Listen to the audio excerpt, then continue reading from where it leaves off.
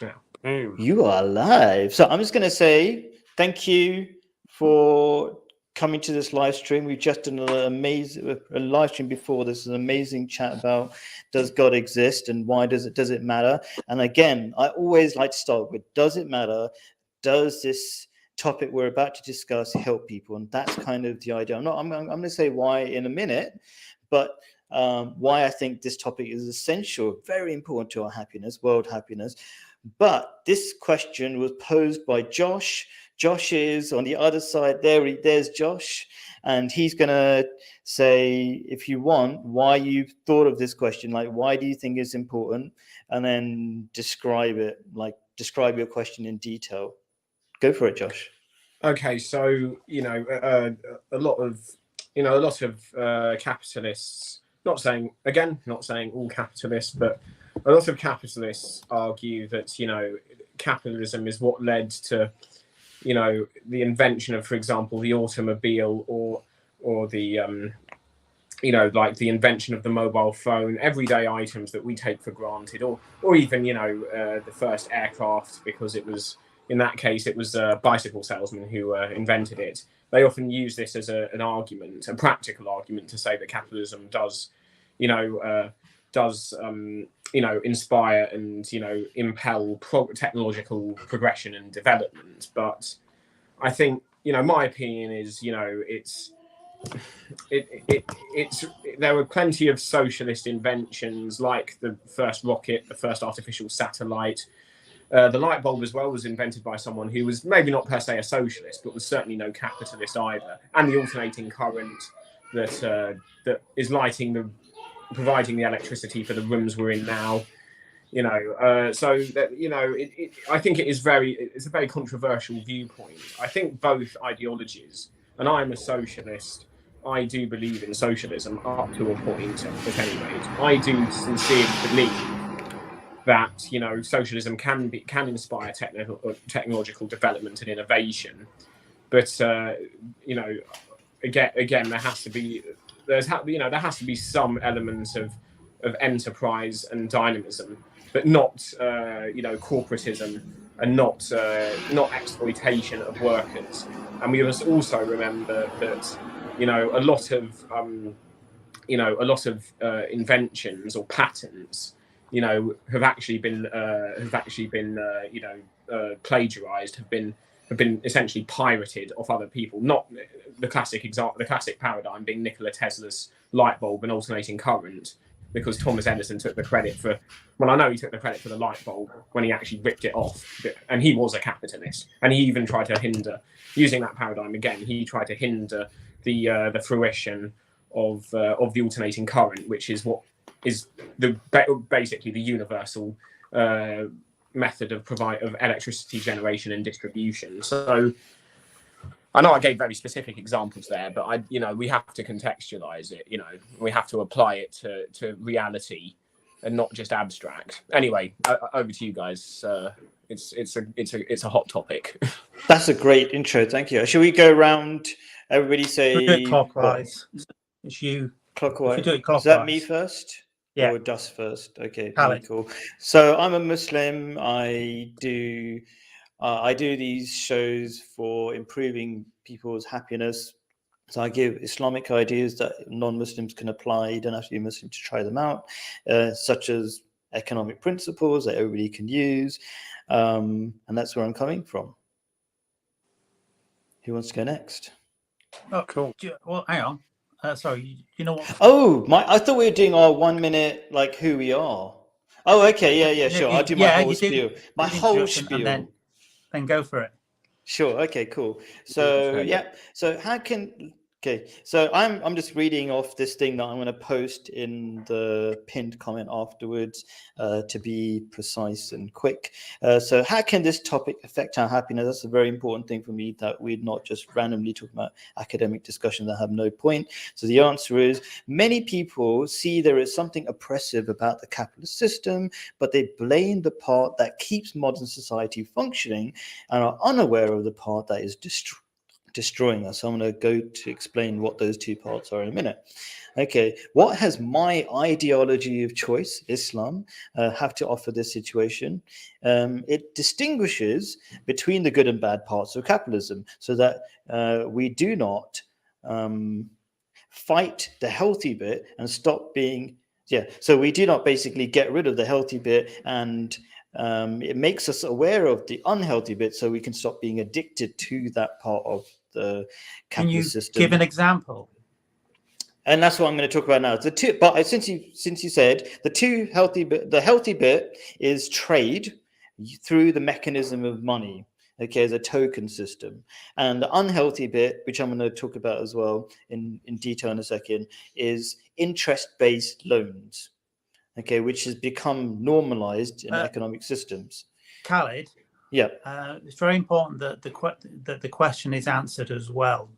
Yes, in your statement, that does capitalism help destroy technology? Yes. So I'm going to hopefully get into that right straight really quickly.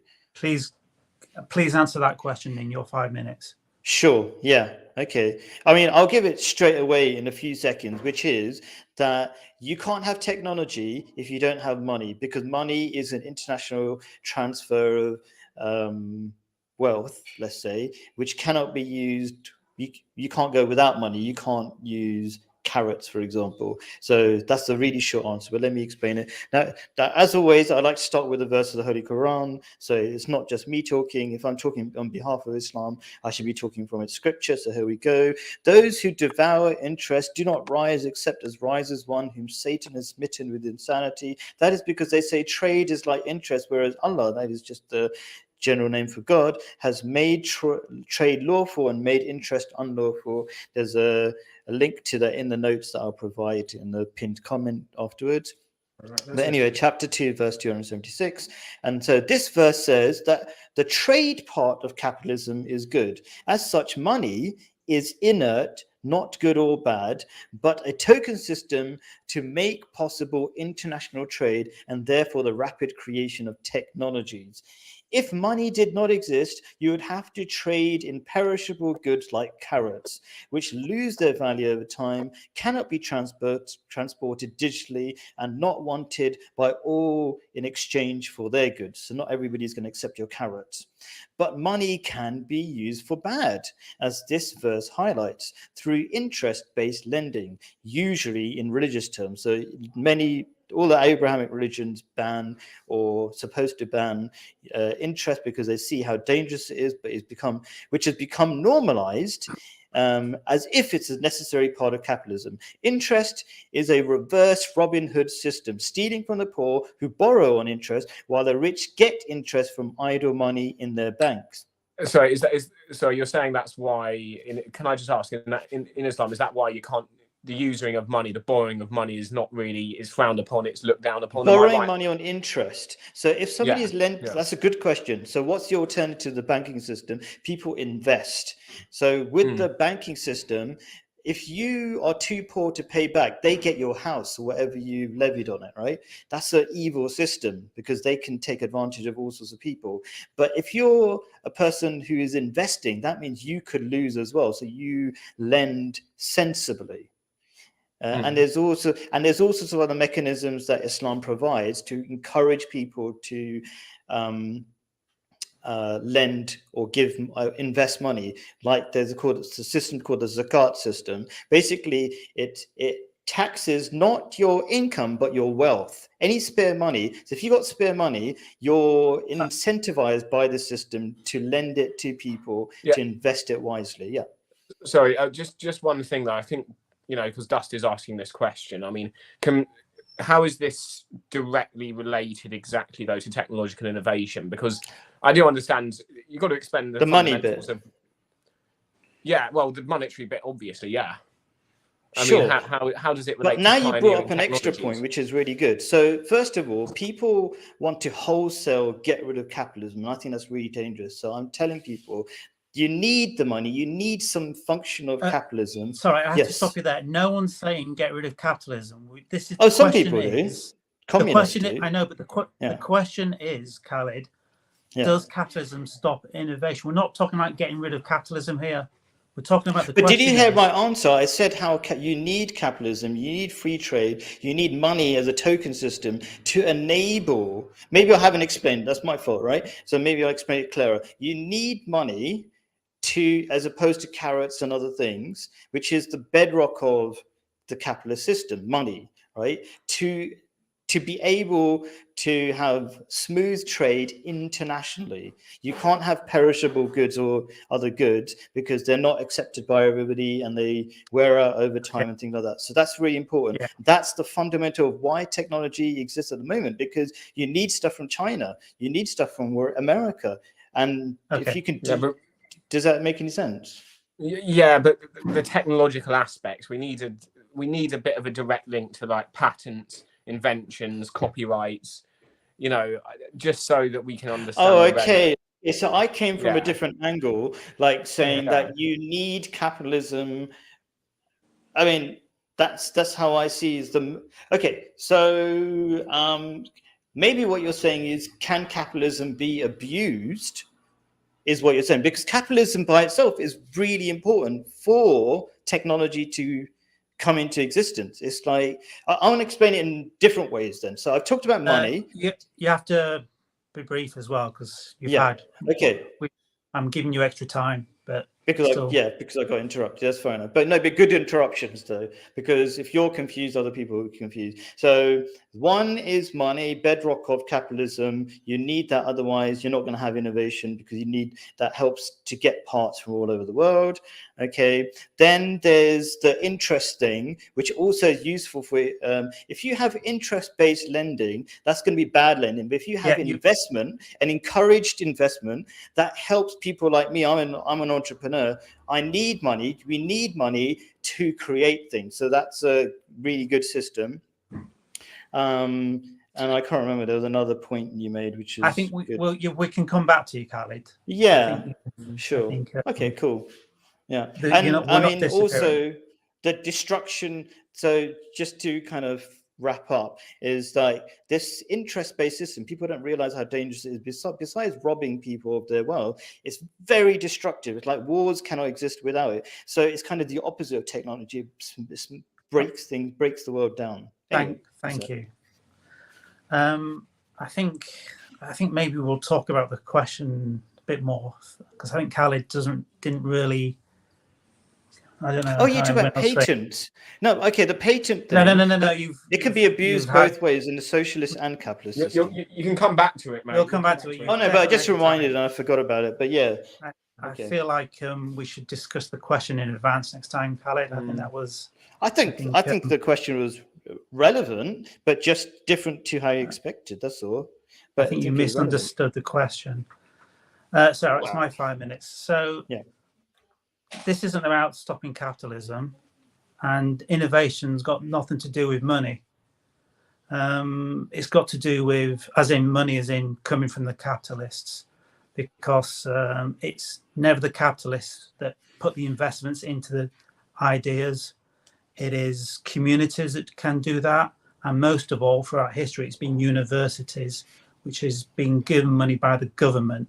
That's nothing to do with socialism or capitalism or anything.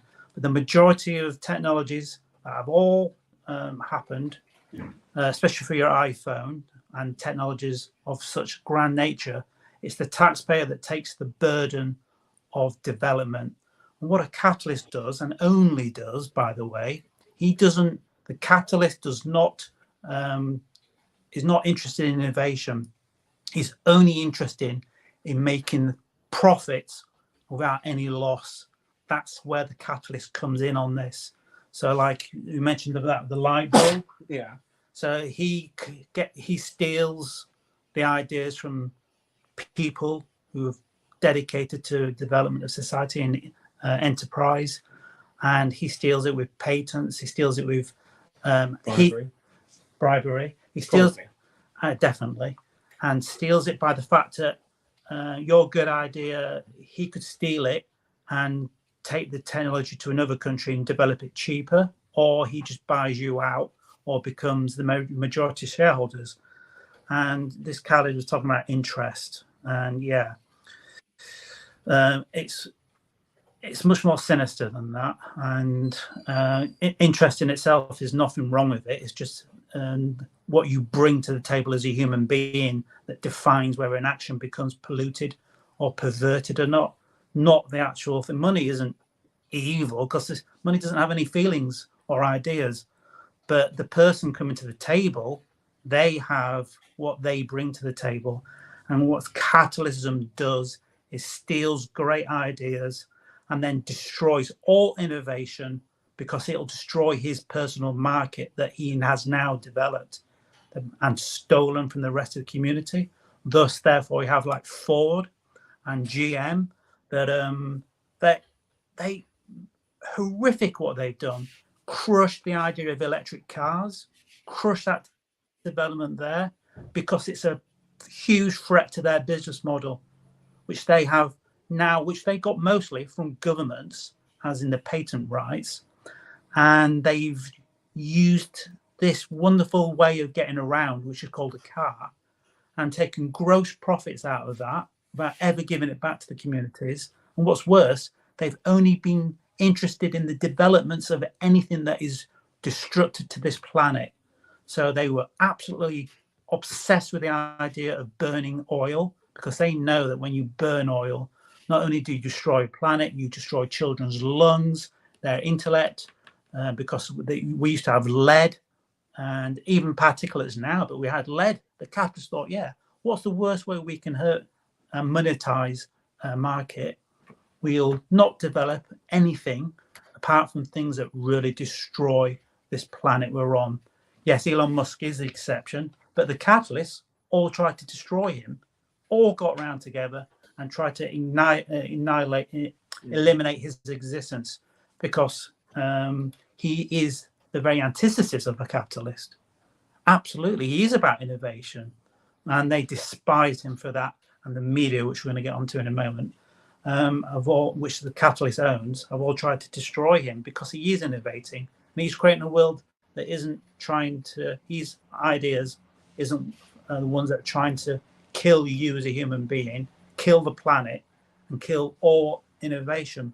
Patents, that is an absolute horrific crime. Horrific crime the way they're set up. They're set up to stop other people developing. That's what the capitalist does. The capitalist is frightened of any type of intellectual threat or innovational threat.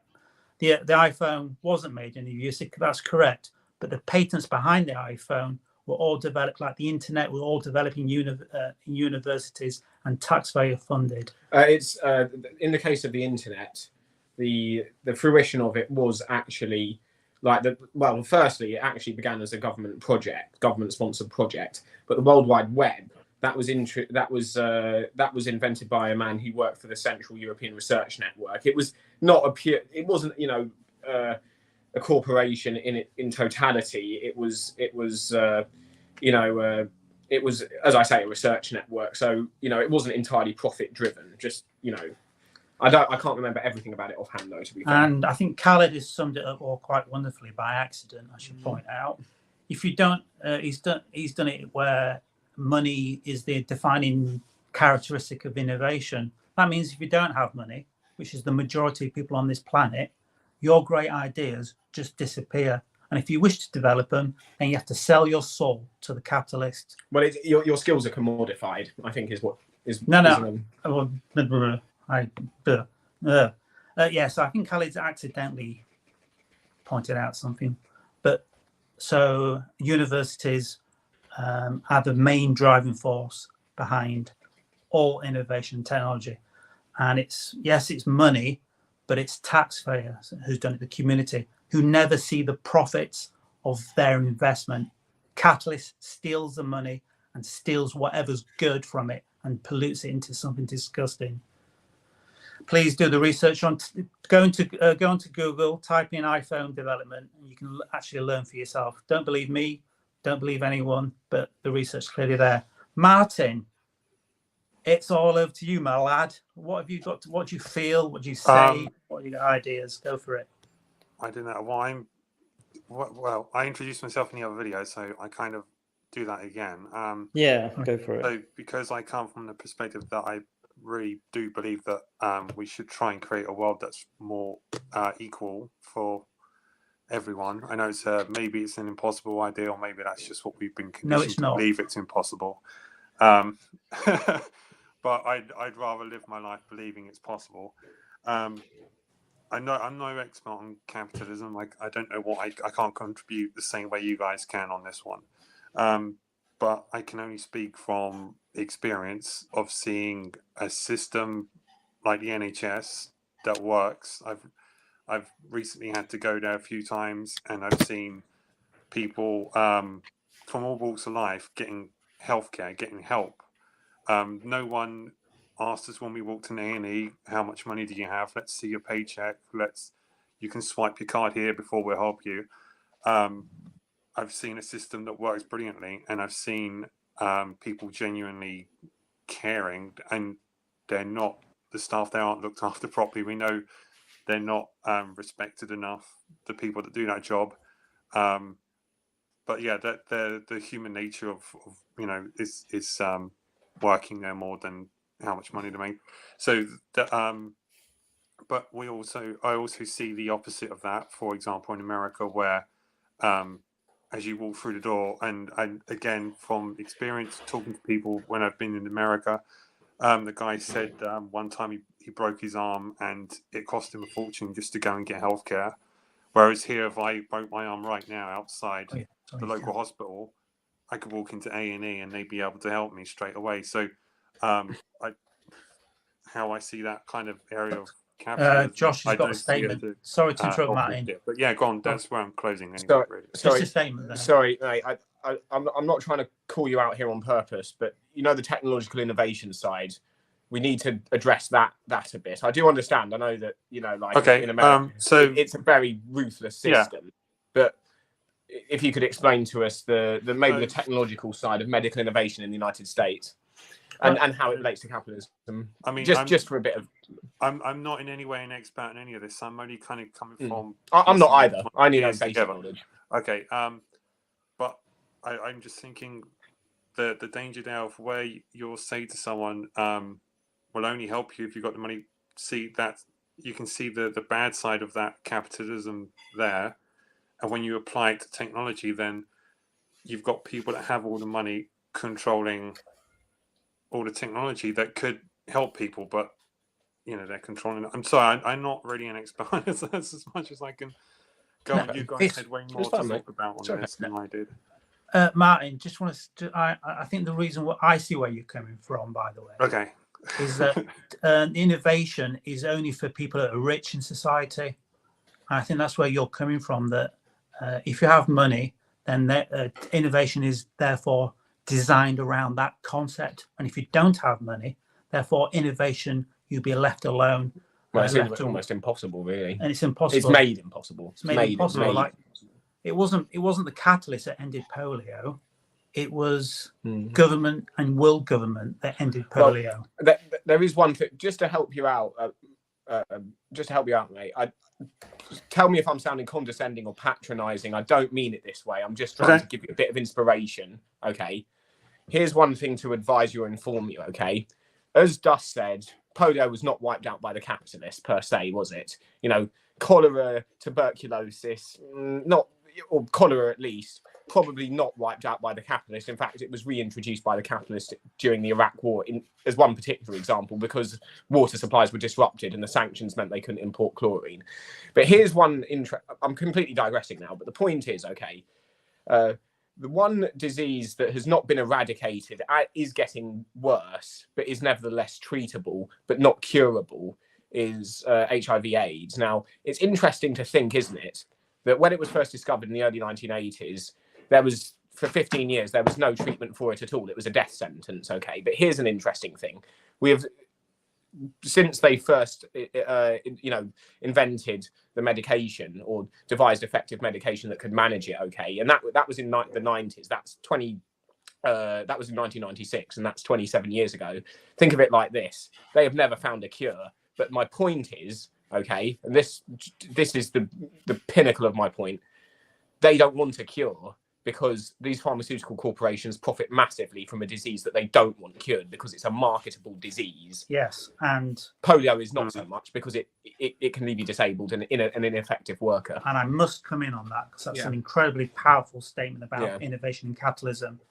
They will never solve a problem; they'll just profit from that problem. That's how capitalists act, where world governments, they collectively come together and definitely resolve serious situations. They're not trying to create a market out of poverty, horror, or diseases, or desperation, where capitalists absolutely have a history for the last 1,000+ years of doing that. And one more thing, the capitalists helped spread AIDS across the world. They used plasma blood from prisons, which they knew was infected with AIDS, HIV, sorry, hepatitis, and they helped spread that and then created the medicine to try and help you through that at the same time. And I knew somebody that actually died from that exact relationship. And that company was in America, and FDA tried to sue them. So this is all on record. And because FDA is owned by the capitalist. Yeah, Federal Drug Association. Thank you very much. Yeah, I think that's what it stands for. Martin, would you like to finish off your...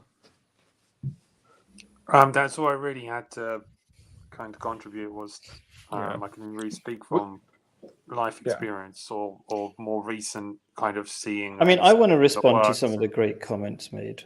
Making me think of if it went the other way, how it would negatively affect people. So, sorry, Martin, has that inspired you? I just need to know if that has given you a bit of context, a bit of a bit. Yeah, it has. Yeah, I'm it was listening helpful, to what everyone's saying, and I'm trying to, think about it as you say it and whatever. Cool. Oh, so I mean, Khalid, go on. Yeah. Go on. I just want to point out, Bubblegum just asked a really good question. So I don't know if you'd like to answer that as well as part of your comment, isn't it? No, you asked a question earlier. If about the catalyst breathe the same. This one. Yeah, I thought it was a great question as well, because I don't know if you like. It was one of the things I was going to talk about actually. Yeah, in my intro. Thank you, Bubblegum, for that question. Yeah, thank you, Bubblegum. It's a really important question. So actually, it goes back to the first thing is I noticed that a lot of people decided what the root problem was, that it was basically evil people encouraged by capitalism. But I'm talking about there are systemic things in capitalism, notably interest-based lending, that encourages destructive behavior. And this exactly answers this particular question. Why would anybody, if they live on planet Earth, want to destroy it? And it's called mindless greed that is encouraged by borrowing money that you can keep borrowing money and and it's not a necessary part of capitalism.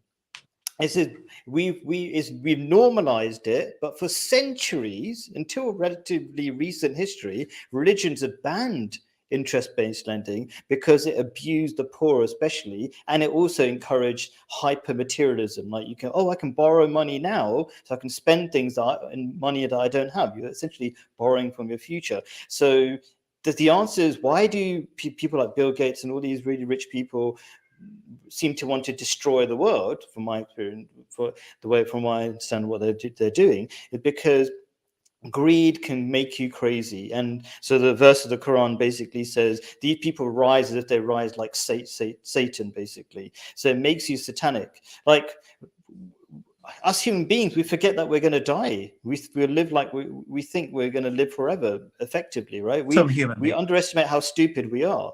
So we can be stupid enough to destroy our own planet if we're blinded by greed, is the short answer to that.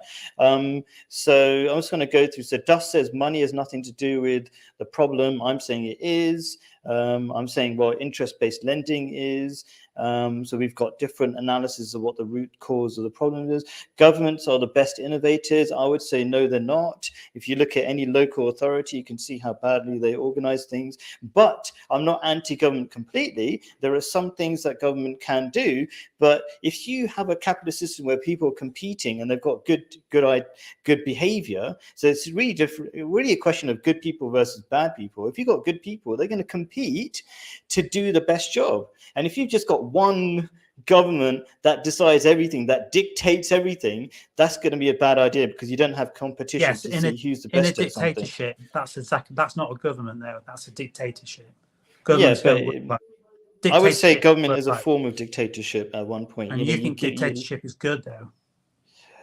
Yes, I do. In So in therefore, that you don't they, believe in government or people having an idea or yeah, but discretion. okay, that's a good point. So I believe in a dictatorship where they set the agenda and these are the rules and you can't argue with them, but they don't have to control everything. So an Islamic idea, they can, for example, in an Islamic system, they own all the minerals and the oil, wherever in the land, but they can outsource it to different companies to make sure all that benefits from the oil, like the oil rigs or whatever it is. So Yeah. So anyway, you're saying that you're saying the Abrahamic religions, therefore, are the ultimate consumer and will never stop consuming because they believe it's their right in a God's sanctioned, sealed development, no matter the amount of misery and horror that they have contributed to this world through the oil companies. They don't have to abuse the system. So in the Quran, it talks about human beings do, and I would say actually, godless human beings do more, because when you don't have something meaningful in your life, okay, then you have a vacuum that needs to be fulfilled, and people fulfill it with more excess materialism. So yeah, and I've talked about how atheism necessarily leads to nihilism, leads to, yeah, so it does lead to materialism necessarily. Elon is an exception, was the claim. Well, there's lots of exceptions, so if there's an exception, there's probably more exceptions. Patents and bribery are a method of stealing ideas, and I would say they're bad people on both sides. So you can have people who say this is the government's idea. You know, you do. I think capitalism can be abusive if you've got bad people, and therefore you do need some sort of government to control people abusing capitalism. But wholesale, you know, controlled by the government, you can have worse problems, because you forget a patent, you got the government owns everything. Do you know what I mean? So never mind one or two people owning lots of things. In a dictatorship, the government owns everything.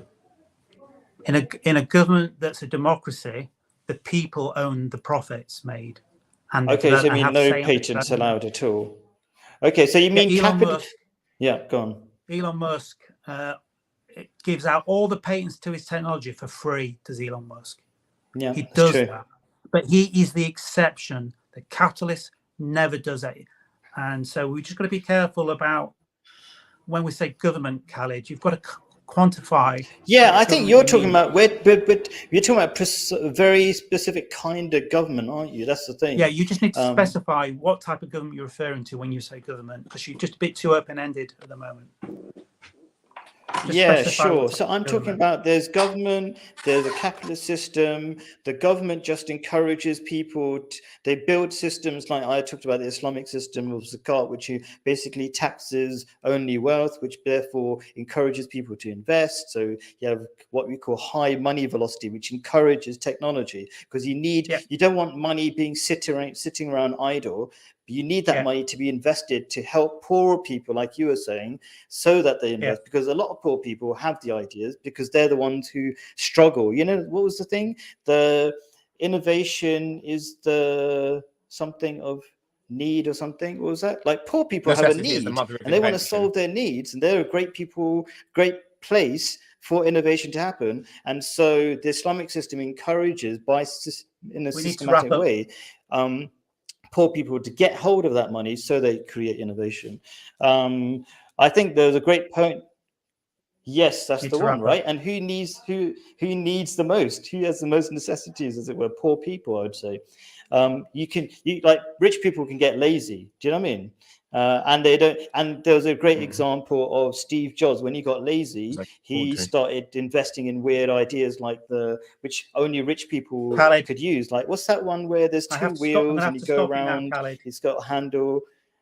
Anyway, also some weird kinds of transport that nobody cares about except for rich people. So yeah, you do need to get money to poor people. And you made it. So I think, I don't know if I'm making it clear enough. I'm talking about a limited government.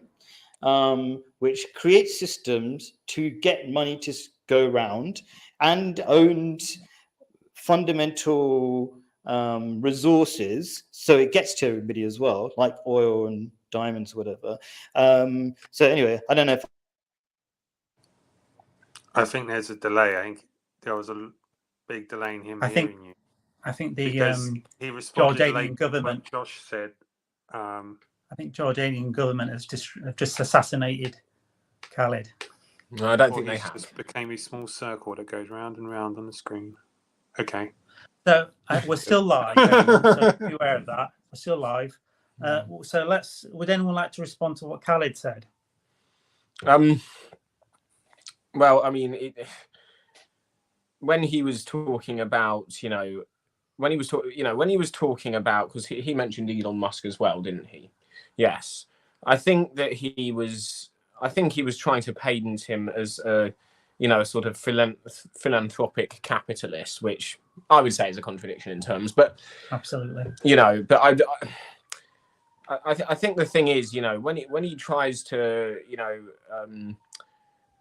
again, I do think he kind of did miss the technology side of it just a touch. I mean, no offense, but I mean, he didn't. I wouldn't. Let's just explain. Sorry, I got cut off. Carry on, guys. Carry on. Yeah. So, so does right? Let's all have a minute then to conclude. And I think Josh. I think maybe we should set a new rule: the persons who opened with who came up with the question should get 2 minutes if they wish to have it, and everyone else a minute. Okay. Well, see how that goes. I only need a minute really, but so we'll play with that. And if it doesn't work, it doesn't work. All right, Josh, would you like to conclude? Yeah. I would say that both capitalism and socialism can be deployed for technological innovation. The question is the motives, and the ends justifying the means. If you're talking about commodifying other people's skills and ideas and abilities in order to achieve technological progress, then it's basically one step forward, 2 steps back. It's not progression, it's actually quite regressive if we use the wrong means to achieve technological advancement, because even though technologically we're advancing, societally, socially we're regressing. So it's too much of a it's too expensive a sacrifice. It's almost like a Pyrrhic victory really in terms of overall morality. So but for the cases where socialism, or at least government intervention and altruism and philanthropy have inspired technological innovation, I certainly think that is the most resounding victory you could have. Yeah. You can have 2 minutes if you want. No, I think that more or less wraps it up. Would you like? There was a question as well about bubblegum asked about poisoning. Capitalists breathe the same air. Would you like to answer that question? Oh, that, yeah. Well, if you think capitalists don't poison themselves, well, you only need to look at well, put it this way: I've heard of plenty of healthy rich people, but there are plenty of people with a bit of capital that constantly poison themselves through drug abuse and through excessive indulgence and hedonism. So I wouldn't really count on them wanting to save themselves. They want to satisfy their pleasures and their egos, as opposed to, regardless of if it comes at the expense of their physical or mental health or their overall integrity. So, I mean, that answers the question. Yeah, that answers the question. Thank you. I'm going to answer his question, then get onto my minute thing. The capitalists, most of them, are psychopaths, and they would happily burn this planet they're on and themselves with it, because they're part of this Abrahamic system, and they think if they kill enough people, including themselves, they get rewarded in heaven. This is one of the main facets of Abrahamic religion, that they're going to heaven if you commit enough horrific crime, and the more you commit, the more godly you will be. And if you read the Old Testament, just look how profoundly obsessive genocide they are, and cruelty and other horrific things. Why? Because Abrahamic religions were written not for human beings, but it was written for the psychopath. And I believe Khalid might have something to say about being a psychopath here as well. And I think that is dominantly why they'll happily breathe the same air and burn the same planet, because they believe they're going to heaven and will be rewarded by God for causing misery. Right now, my minute, sorry. Okay, so capitalists hates innovation and will always crush it, because innovation means to a better community and a better society. And a more educated, a stronger community means human beings asking for their rights, asking for free time to live, develop, be creative. The capitalists can never have the individual being creative. They must make them work, suffer, live in misery and poverty. This is the pursuit of capitalism, which is why it's always crushed innovation. And that's why governments are the only people that have ever really developed real solutions to the problems of this world, expressed with poverty. And yeah, if you are rich, you get to live an extended life. But look at Josh said brilliantly, the guilt of the rich is they think that they end up taking more drugs than anybody else on the planet, and not only killing themselves, but inadvertently killing their own children as well. And I think this is the demise of the sadness of the wealth. Whitney Houston, a case in point. I hate to be insensitive and use her as an example, but so yeah, the guilt of the put on there, where wealth should be, no one should be left behind, and all should enjoy the technological development. And look at the Muslim countries, almost no innovation and extreme poverty. In extreme poverty in the Muslim country, repression and hatred that dominates the Abrahamic societies. I had 1 minute 35 seconds, so you're more than welcome to. I think it's now Khalid. Cool. Okay. So Khalid, you had your minute, didn't you? No, you had your minute. Sorry. Did I? Sorry, I got confused. Oh. I was the last person. I didn't remember saying I doing my minute. Does anybody remember me doing my minute? He can take because you half a minute, because I don't. No, but like, if I did, that's all right. I don't mind. I to think I've say, said my so- point so many times anyway. I thought you wanted me to respond Martin, to the did psychopath you have your thing. minute then? I don't think Martin had his minute. No, but I mean, I don't know if I can contribute as much in a Oh, minute. Yeah. Just say what you feel though, Martin. You could say a summary of who you agree with, maybe. I don't know. I mean, if I don't know. Sorry, I won't say anything. If capitalism is one sort of private group getting richer and richer by owning, just owning one particular trade or industry, it's obviously going to be, to me, it sounds it's going to be a negative impact on those that have less. I don't think I think it's gradually destroyed something that I'm very passionate about, which is music, and the ability for an unsigned artist who's just picking up a guitar today to find somewhere to go and play, to have an audience to play to, and I'm seeing that gradually being destroyed bit by bit, because you see less and less of it, and that's a sad thing, because that's a really important thing for us all to have, everyone. That's all I'm going to say, really. Sorry, Martin, just very quickly. Yeah. Could you just clarify that most bands of today, like, albeit older bands, but still pretty respectable, pretty talented, like the Jam, the Clash, just as examples, they make their money through touring, not through record sales. Can you clarify that is generally the case, at least for the alternatives and the non-mainstreams? Is that more or less correct? They make their money through, did you say touring? Yeah. Yeah, and not probably. record sales. I don't think they can make.